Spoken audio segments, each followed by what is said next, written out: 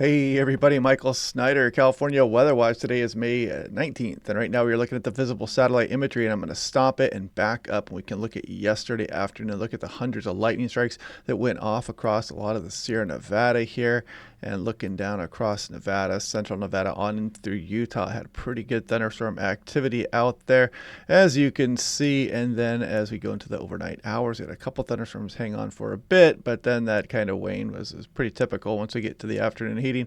And as we go on towards this morning, you can see that marine there starting to creep away from some of the mountainous areas there, starting to burn off a bit. And some areas up the central and northern coastal areas down towards the Bay Area are a bit clear here, but you can kind of see a mixed bag. And the marine layer is in across the Los Angeles metro. Go inland though, and you get the nice sunshine. You can see the snow-capped mountains here on the GOES 18 satellite imagery. Taking a look at the wind advisory that's up here, we're getting some gusty winds here over the next few days, and then we're even going to turn it offshore here as we go through Tuesday. More on that here in a moment. But you see some gusts up to 55 just outside of Tehachapi, Jabal, and the Mojave Desert out here, the east slopes off the southern Sierra Nevada here, and some of the transverse ranges out there. Areas of blowing dust are possible. Taking a look at some of the breezy winds here, Sacramento calling attention to it. The north wind gust 20 to 35 miles per hour, strongest on the western side of the Sacramento Valley here. And watch out, because it is that time of the year we're starting to dry out, as you know, and properly dispose of your cigarettes and matches, and don't park on the dry grass. Fire season is going to be upon us before we know it. It's already here, in fact. Peak wind gusts here. So again, along the coastal areas here, you look at Crescent City, 41 miles per hour. Along the ridges and coastal headlands mainly, you're going to be feeling this wind as we got that strong north and northwest flow. Now, taking a look at Los Angeles, California, just wanted to point this out. They do have a beach hazard statements up, and this goes for San Diego as well. Dangerous rip currents, breaking waves due to elevated surf of 3 to 6 feet. Largest risk over southwest facing shores. So you can see Santa Barbara, Catalina, Malibu Coast, and Los Angeles County beaches. This goes all the way through tomorrow evening. And this is San Diego. You can see that beach hazard statements up and down the coastline as well, and some gusty winds across the higher terrain. And if we look at sea surface temperature anomaly, we're not looking at any big marine heat wave or anything like that. We do have some places to upwell in some areas of some above average temperatures, but kind of a mixed bag here. It looks like average temperature along the coast, if you grab the whole thing and average it out, would actually be below average here. So just kind of giving you an idea of what's going on with the sea surface temperature anomaly. If we look at the oceanic temperature here, you can kind of see how it gets a bit warmer as you go towards Southern California here. You get that upwelling typical across a lot of California, including the Bay Area. And yeah, so that, I thought I'd take a look here at the ocean temperatures. Now taking a look at fire weather outlook here, you can see this does include Flagstaff here. Elevated fire risk across portions of northern Arizona and a lot of New Mexico. And this is day 2. It creeps back in towards some of southeast California as well. So watch out for the fire danger. It is that time of the year and it's starting to ramp up. Taking a look at 80-meter wind speed on the national North American model, 3-kilometer resolution, so high resolution. So as we go through the day today, you can see it pick up across the Sierra Nevada out of the west, some of the transverse ranges, peninsular ranges here, the Mojave Desert, down the coastline. Again, the headlands and some of the exposed areas along the beaches there are going to be pretty windy over the next few days. So as we scroll on in towards Monday, you'll see we pick up again across the afternoon hours, but you notice the wind kind of switches here across some of the Sierra Nevada, and by the time we go into Monday night into Tuesday, you can see things turning offshore, some strong northerly winds coming down across Nevada and across some of the desert areas, probably some blowing dust switching up the direction here, and some offshore winds even developing across some of the higher terrain of Southern California as well. So we'll watch that again tomorrow, and we'll take a more detailed look at that off into the extended forecast as well. But you can see we are going to get a wind shifter across some of the Sierra Nevada, especially northern portions.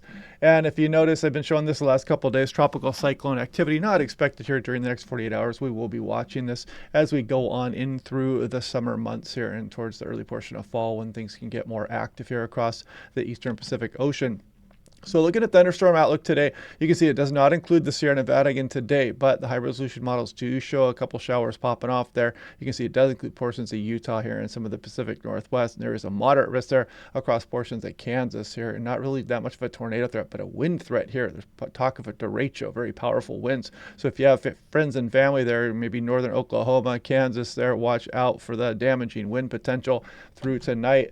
And thunderstorm outlook, again, not including California this round. But if we take a look at the national blended models, you'll see as we go through this afternoon, we do pop off a few showers here. Some of this up towards Reno and even some of the Lake Tahoe area, Sierra Nevada. So you cannot rule out a thunderstorm there. Don't let your guard down just yet.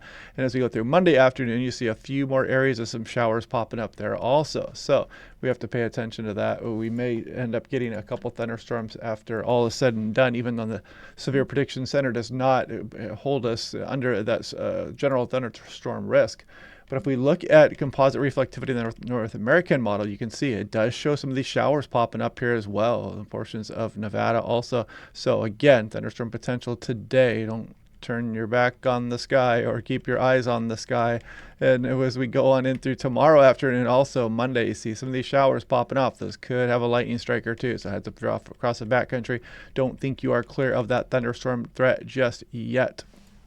Now, taking a look at daily 2-meter max temperatures here. So as we scroll through this week, you can see we do warm up a bit Tuesday, Wednesday, and then we start to drop back down a bit here. We're going to have some troughing around, but there's not much in the way of precipitation associated with it, even though it does cool us down by the time we go towards this upcoming weekend, and we'll be watching that closely also. And then you can see we bounce back as we head off into the following week. So if we look at 18,000 feet, you got the Hawaiian Islands at the bottom left here. You got California right there. You can see the trough moving through the Pacific Northwest, kind of keeping us at least from a huge ridge building across much of the state. So we're keeping temperature suppressed somewhat. Another powerful low moves through the Pacific Northwest here, keeping heights a bit lower. And then one more wants to roll through here as we go towards the end of the month. And then you can see some of the models have been showing some troughing here developing off the west coast. And we'll take that with a grain of salt right now. We'll continue to watch that to see how this is going to unfold, but we're looking far off into the forecast. We're off in fantasy land right now.